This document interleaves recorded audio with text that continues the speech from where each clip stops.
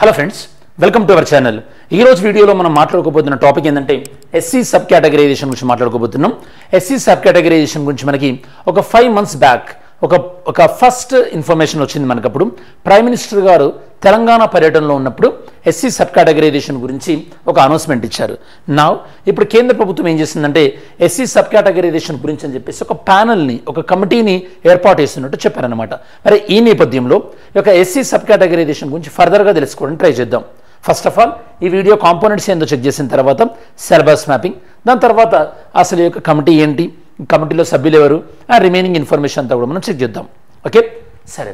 First ఇది మనకి ఒక వీడియో కాంపోనెంట్స్. ఇందులో మనం వైట్ ఈజ్ ఇన్ న్యూస్, ఇది వార్తల్లో ఎందుకుంది అనేది ఫస్ట్ దీంతో స్టార్ట్ చేస్తాం యాజ్ యూజువల్గానే. ఎందుకంటే మనకి సెంట్రల్ గవర్నమెంట్ ఈ యొక్క ఎస్సీ సబ్ కేటగరైజేషన్ కోసం ఒక కమిటీని ఏర్పాటు చేసింది కాబట్టి. నెక్స్ట్ దానికి సంబంధించినటువంటి అంటే ఆ కమిటీలో ఎవరెవరు ఉన్నారు, ఆ కమిటీకి అధ్యక్షత వహించేది ఎవరు, ఇలాంటి డీటెయిల్స్ అన్ని కూడా మనం ఇందులో డిస్కస్ చేస్తాం. దాని తర్వాత అసలు ఈ యొక్క ఎస్సీ సబ్ కేటగరైజేషన్కి సంబంధించినటువంటి డిబేట్ ఏంది అండ్ ఈ డిమాండ్ ఏ సందర్భంలో వచ్చింది, తెలంగాణ పాయింట్ ఆఫ్ వ్యూలో మాలా కమ్యూనిటీ అండ్ మాదిగా కమ్యూనిటీ వాళ్ళ డిమాండ్స్ ఏంది, ఈ యొక్క ఎవరు ఏ విధంగా డిమాండ్ చేశారు, దానికి సంబంధించిన కమిటీ అపాయింట్మెంట్ ఏంది అనేది మనం డిస్కస్ చేద్దాం. దాని తర్వాత ఇలా సబ్ కేటగరైజేషన్ అనేది లీగలా కాదా, స్టేట్ సబ్ కేటగరైజేషన్ చేయొచ్చా లేదా, ఆ కాన్సెప్ట్లోకి వెళ్ళిన తర్వాత దెన్ సుప్రీంకోర్టు ఏం చెప్పింది. సుప్రీంకోర్టు ఇప్పుడు యాక్చువల్లీ ఈ యొక్క ఇష్యూని సుప్రీంకోర్టు బెంచ్ ముందుందన్నమాట. 7 judges బెంచ్. వెరీ సూన్ వాళ్ళు దీన్ని విచారించబోతున్నారు. అండ్ ఈ విషయంలో యూనియన్ గవర్నమెంట్ ఆఫ్ ఇండియా యొక్క వ్యూ ఏంటి, ఈ డీటెయిల్స్ అని కూడా మనం డిస్కస్ చేద్దాం. First what is in news, ఇది వార్తల్లో ఎందుకుందో చూద్దాం. సో ఇది మనకి ఎగ్జామినేషన్ పాయింట్ ఆఫ్ వ్యూలో ఇది మనకి సిలబస్ మ్యాపింగ్. ఆఫ్ కోర్స్ మీకు తెలుసు వార్తల్లో ఎందుకుందంటే యూనియన్ గవర్నమెంట్ ఏం చేసిందంటే ఎస్సీ సబ్ కేటగరైజేషన్ కోసం అని చెప్పేసి 5 member కమిటీని వేయడం జరిగింది. ఈ 5 member కమిటీలో ఈ 5 members కూడా బ్యూరోక్రాట్సే, ఓకే, ప్రభుత్వ అధికారులే. ఇందులో 4 members వచ్చేసి సెక్రటరీస్, అలానే 1 member వచ్చేసి మనకి క్యాబినెట్ సెక్రటరీ. క్యాబినెట్ సెక్రటరీ మనకి ఇండియాలో highest level of civil servant మీకు తెలుసు. ఓకే, ప్రజెంట్ ఇండియాలో క్యాబినెట్ సెక్రటరీ ఎవరు మీరు ఆన్సర్ చేయండి. Okay, cabinet secretary, present cabinet secretary ఎవరు. సరే, ఫస్ట్ ఇప్పుడు న్యూస్ ఏంటి మనకి, SC schedule caste sub categorization అంటే వర్గీకరణ అనమాట. మీకు ఇది ఈజీగా అర్థం కావాలంటే మీకు already BC sub categorization idea ఉంటుంది స్టేట్ లెవెల్లో. బీసీలో మనకి BCA, BCB, BCC, BCD and BCE అనే సబ్ కేటగరైజేషన్ ఉంది కదా స్టేట్ లెవెల్లో. ఆఫ్ కోర్స్ సెంట్రల్ లెవెల్లో కాదు, సెంట్రల్ లెవెల్లో ఓబీసీ సబ్ కేటగరైజేషన్ కోసం అని చెప్పేసి ఆల్రెడీ ఒక కమిషన్ కూడా ఏర్పాటు చేశారు. ఆ కమిషన్ పేరు ఏందో మీరు ఐడియా ఉంటే కమెంట్ సెక్షన్లో ఇంక్లూడ్ చేయండి. What is the name of that commission.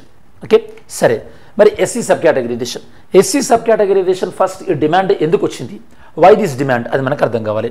Okay, ఎందుకు ఈ డిమాండ్ ఎందుకు వచ్చింది, ఈ డిమాండ్ ఎందుకు వచ్చిందంటే మన భారతదేశంలో సుమారు 1200 ఎస్సీ కమ్యూనిటీస్ ఉన్నాయి.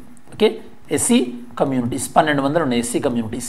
ఈ 1200లో కొంతమంది బెనిఫిట్స్ ఎంజాయ్ చేస్తున్నారు ఎస్సీ కేటగిరీలో, మిగతా వాళ్ళందరూ కూడా వెనకబడి ఉన్నారని చెప్పేసి అన్నటువంటి భావనతో వీళ్ళు ఎస్సీ సబ్ కేటగరైజేషన్ డిమాండ్ చేస్తున్నారు. ఈ ఎస్సీ సబ్ కేటగరైజేషన్ అన్ని రాష్ట్రాలలో డిమాండ్ ఉంది.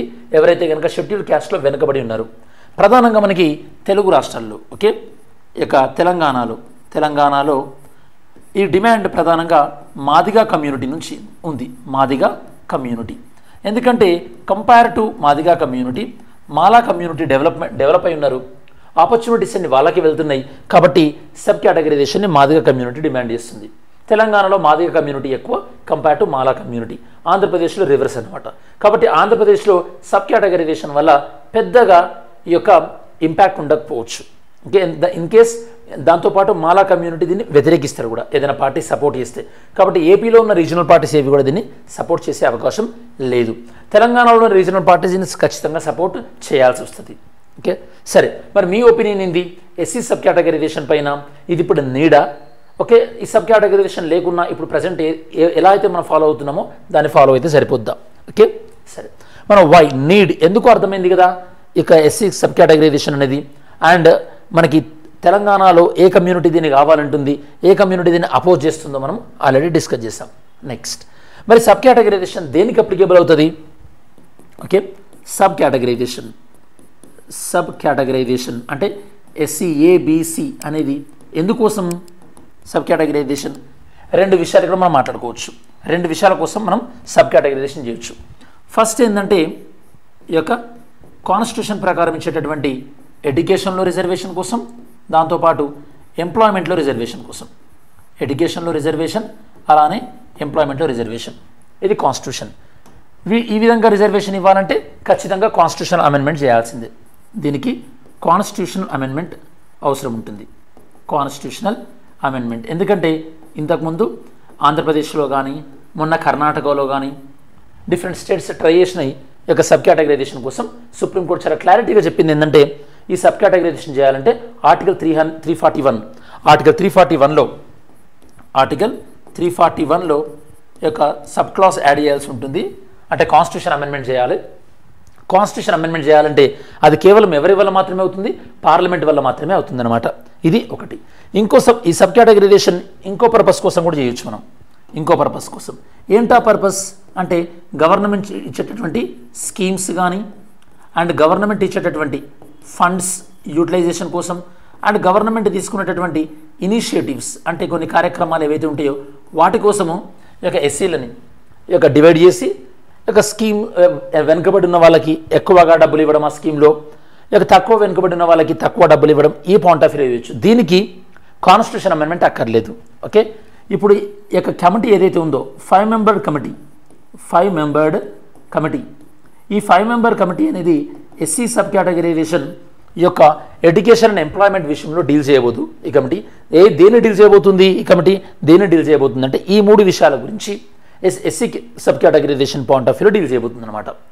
ఓకే, అంటే వాళ్ళకి స్కీమ్స్ కానీ ఫండ్స్ కానీ ఇనిషియేటివ్స్ కానీ ఇవ్వడానికి. అంటే మీనింగ్ ఏంటంటే ఈ ఎక్స్పర్ట్ కమిటీ వల్ల ఎస్సీ సబ్ కేటగరైజేషన్ జరిగి వాళ్ళకి ఎడ్యుకేషన్లో రిజర్వేషన్ రావడమో ఎంప్లాయ్మెంట్ రిజర్వేషన్లో రావడమో జరగదు.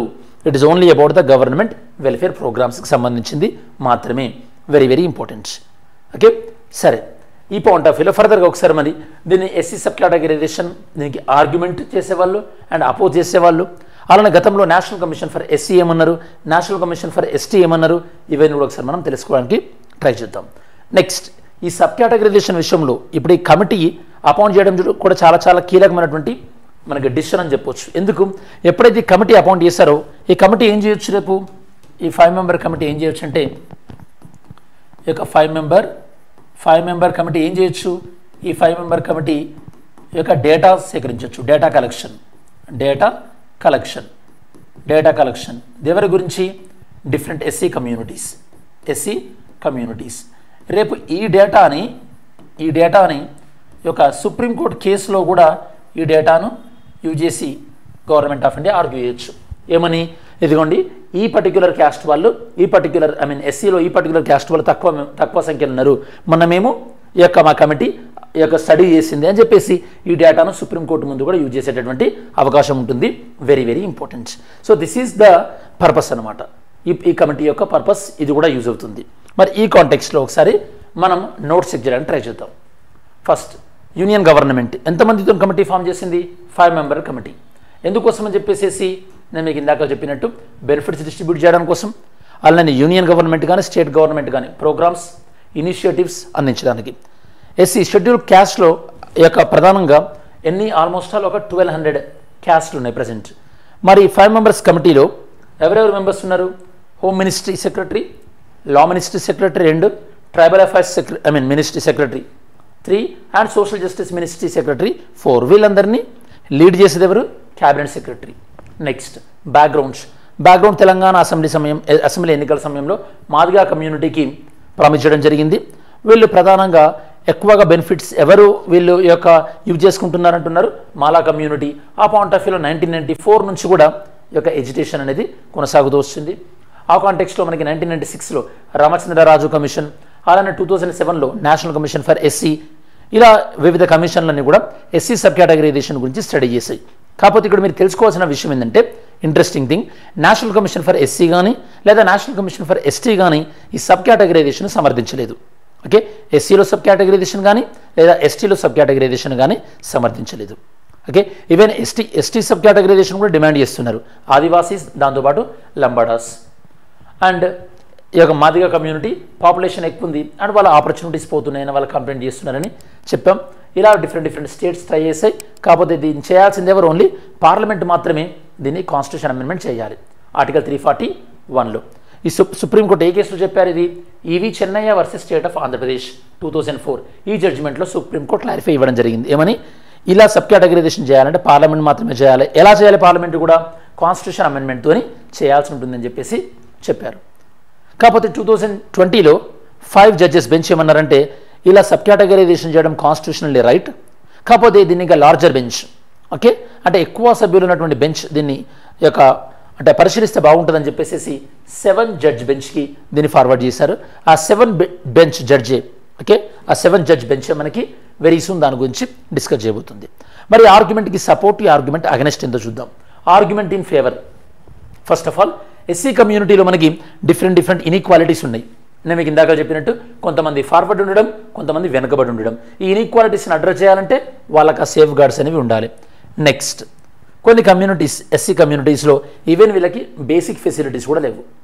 బేసిక్ ఎడ్యుకేషన్ యాక్సెస్ కానీ అలానే బేసిక్ ఎకనామిక్ ఆపర్చునిటీస్ కానీ. కాబట్టి దీనివల్ల ఏమవుతుంది? ఎస్సీ కమ్యూనిటీస్లో ఉన్నటువంటి ఓన్లీ ఫార్వర్డ్ ఎవరైతే ఉంటారో వాళ్ళే బెనిఫిట్స్ రిపిటేటివ్గా ఎంజాయ్ చేస్తున్నారు. దానివల్ల వెనుకబడ్డ వాళ్ళు ఇంకా వెనుకబట్టే ఉన్నారు. అలానే రిచర్ ఈజ్ గెట్టింగ్ రిచర్ ఆ కమ్యూనిటీలో. దీన్ని అపోజ్ చేస్తున్న వాళ్ళు. ఇది రూట్ కాస్, అంటే ఈ సబ్ కేటగరైజేషన్ చేయడం వల్ల రూట్ కాస్ సమస్య ఏదైతే ఉందో ఆ సమస్యని అడ్రస్ చేయలేం మనం. కావాలంటే మీ స్కీమ్స్లో కానీ ఫండ్స్లో కానీ అలా సబ్ కేటగరైజేషన్ చేసుకోండి, కానీ రిజర్వేషన్ ఇన్ జాబ్స్ కానీ ఎంప్లాయ్మెంట్ కానీ రిజర్వేషన్ యొక్క ఎడ్యుకేషన్లో రిజర్వేషన్ సబ్ కేటగరైజేషన్ చేయడం వల్ల పెద్ద మార్పు రాదు అని కొంతమంది అంటున్నారు అనమాట. ఓకే, అలానే ఇది కాన్స్టిట్యూషన్కి అగెనెస్ట్గా కూడా ఇలా సబ్ కేటగరైజేషన్ చేయడం. కాన్స్టిట్యూషన్ ఎప్పుడు కూడా ఎస్సీ ఎస్టీ సబ్ కేటగరైజేషన్ సమర్థించలేదు అని వాళ్ళ యొక్క వాదన. యూనియన్ గవర్నమెంట్ ఏం చెప్పింది? యూనియన్ గవర్నమెంట్ ఏం చెప్పిందంటే యూనియన్ గవర్నమెంట్ అపాయింట్ చేసిన national commission for SC ST sub categorisation support చేయలేదు. యూనియన్ గవర్నమెంట్ మాత్రం అటార్నీ జనరల్ ఏమన్నారంటే సబ్ కేటగరైజేషన్ అనేది చేయొచ్చు. ఎప్పుడు చేయొచ్చు? కొంతమంది కంప్లీట్గా వెనుకబడి ఉన్నారు అన్నటువంటి మనకి పర్ఫెక్ట్ డేటా తెలిసినప్పుడు అని. మరి ఇప్పుడు ఆ డేటా ఈ 5 మెంబర్ కమిటీ అనేది ఖచ్చితంగా డేటా ఇంట్రడ్యూస్ చేయబోతుంది. ఓకే, అంటే ఒక పర్టిక్యులర్ సబ్ క్యాస్ట్ వాళ్ళ పర్సంటేజ్ ఎంత, వాళ్ళ ఎంప్లాయబిలిటీ ఏ విధంగా ఉంది అనేది మనకు డేటా నుంచి తెలుస్తుంది. నేను మీకు ఇందాక చెప్పినట్టు 7 జడ్జ్ బెంచ్ అనేది వెరీ సూన్ దీని గురించి టేకప్ చేయబోతుంది. వాళ్ళు ఏ జడ్జ్మెంట్ ఇస్తారో చూద్దాం. అప్పుడు ఎలాగో మనం ఇలాంటి వీడియోలో డిస్కస్ చేయొచ్చు. Next, yesterday's video question. Consider the following statement with reference to membership in the legislature in India. ఇండియాలో మెంబర్షిప్ లెజిస్లేచర్స్ గురించి ఏముంది ఇక్కడ? If a person is elected to both Lok Sabha and assembly he must choose 1 seat or he will lose both seats. 2 సీట్లు choose చేసుకోవాలి. He must ఏదైనా ఒక choose చేసుకోవాలి, లేకపోతే 2 సీట్లు పోతున్నాయి అంటారు, లేకపోతే 2 సీట్లు పోదు. ఎంపీ సీట్ పోతుంది, లోక్సభ సీట్, ఎమ్మెల్యే సీట్ అలానే ఉంటుంది. కాబట్టి first statement wrong. If a sitting member of Lok Sabha gets elected to another house, he must choose 1 seat or both seats get vacant. Choose చేసుకునేది ఏముండదు. ఈ యొక్క లోక్సభ మెంబర్ వేరే సభకి ఎన్నికైతే ఆ సభలో మెంబర్షిప్ ఉంటుంది, ఈ యొక్క లోక్సభలో మెంబర్షిప్ పోతుంది. So 2 statements wrong. కాబట్టి ఏ స్టేట్మెంట్స్ రైట్ అంటే neither 1 nor 2. ఆన్సర్ వచ్చేసేసి డి. ఓకే, నెక్స్ట్ ఈరోజు question. Which article of the Indian constitution has the provisions regarding the SC commission. SC కమిషన్కి సంబంధించి ఏ ఆర్టికల్ డీల్ చేస్తుంది? ఏ ఆర్టికల్ ఇందులో ఎస్సీ కమిషన్కి సంబంధించినటువంటి ఇన్ఫర్మేషన్ డీల్ చేస్తుంది? Mains question. Scheduled caste and scheduled tribes ఈ యొక్క ఎస్సీ ఎస్టీ అట్రాసిటీస్ యాక్ట్ అనేది చాలా పవర్ఫుల్, ఓకే, ప్రాక్టికల్గా. అయినప్పటికీ కూడా ఈ యాక్ట్లో కొన్ని అంటే దీని యొక్క ఇంప్లిమెంటేషన్లో కొన్ని ఫెయిల్యూర్ కనిపిస్తున్నాయి. దీన్ని క్రిటికల్లీ ఎగ్జామిన్ చేయండి అని చెప్పేసి ఈ యొక్క మెయిన్స్ క్వశ్చన్. ఓకే, సరే, మరి మనం వీడియో చివరిలోకి వచ్చేసాము కాబట్టి ఈ వీడియోలో మెయిన్గా మనం ఎస్సీ కేటగరైజేషన్, ఈ యొక్క SC sub categorisation point of వ్యూలో గవర్నమెంట్ వ్యూ ఏంది, అండ్ ఎస్సీ సబ్ కేటగరైజేషన్ యొక్క పర్పస్ ఎడ్యుకేషన్ ఎంప్లాయ్మెంట్ పర్పస్ కోసం అయితే కాన్స్టిట్యూషన్ అమెండ్మెంట్ కావాలి. అదే ఫండ్స్ ఇవ్వడానికి కానీ వెల్ఫేర్ ప్రోగ్రామ్స్ ఇవ్వడానికి కానీ సబ్ కేటగరైజేషన్ చేయాలంటే కనుక ఎలాంటి కాన్స్టిట్యూషన్ అమెండ్మెంట్ అక్కర్లేదు. దాన్నే ఇప్పుడు అపాయింట్ చేసినటువంటి కమిటీ అనేది ట్యాకిల్ చేయబోతుంది. అండ్ ఈ కమిటీలో మెంబర్స్ ఎవరో కూడా మనం డిస్కస్ చేసాం ఆల్రెడీ. ఓకే, అండ్ దీనిపైన గవర్నమెంట్ వ్యూ ఏంటి గతంలో అనేది మనం డిస్కస్ చేసాం. ఇది మనకు ఓవరాల్గా ఎస్సీ సబ్ కేటగరైజేషన్కి సంబంధించినటువంటి సమగ్రమైన విశ్లేషణ.